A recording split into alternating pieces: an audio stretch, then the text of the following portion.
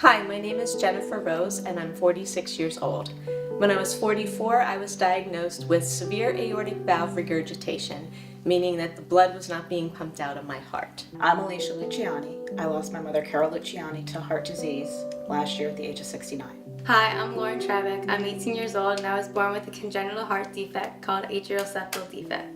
When I was 36, I was diagnosed with spontaneous coronary artery dissection. At the age of 42, I started to notice that I was feeling run down, tired, just having a hard time making it from point A to point B. My name's Mahalia and I'm 10 years old and I was born with multiple heart defects. I'm Christine Britt. I'm 51 years old. At the age of 45, I suffered a dissection of my carotid artery. Heart disease to me is something that normally affects more elderly individuals. However, I learned the hard way that it can happen to anyone. My mother lost her father when she was young to a heart attack. All of her brothers, her oldest sister, and her all have had various diagnoses of AFib and/or congestive heart failure. On the morning of my scheduled C-section for my twins, I woke up with intense pressure on my chest and was rushed to the hospital, and there we quickly learned that I had suffered from SCAD, which is spontaneous coronary artery dissection, which is a tear in your artery.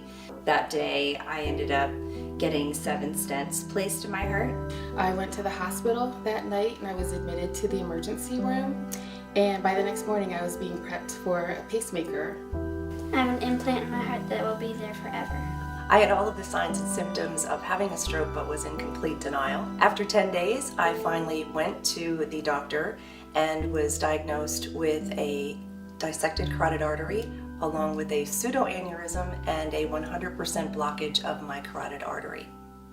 I was diagnosed at 6 months old and had heart surgery at 3 years old. And since then, I've lived a full, healthy life and have been dancing ever since. And now I think it's very important to have my heart checked every chance I can get, or every doctor's visit, to ask questions. And even my 11-year-old son, after going through everything that I did, I feel that it's important that he is checked as well. While the heart attack was a scare, I've seen so many people live and maintain a life, a healthy life, a happy life with heart disease. It's not a death sentence. It's most important to recognize is that it can happen to anybody, and we need to be aware of the symptoms that women experience when you're having a heart attack. I'm thankful for the doctor who recognized my symptoms and sent me for further testing. Before all this happened, I knew what the signs and symptoms of a stroke were, as I took care of several patients who had this condition. And for me, I had exactly those same symptoms, just never thought that it could happen to me. I didn't have the risk factors, and that's what's so important, listen to your body.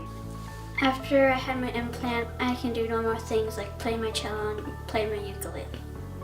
My family and I are very grateful for the doctors and nurses that took care of me. Just making sure that you're aware of your body, and when something doesn't seem right, it's probably not right. And I think we as mothers and parents and caregivers, we sometimes put ourselves last, and we have to remember to put ourselves first because we're needed for others.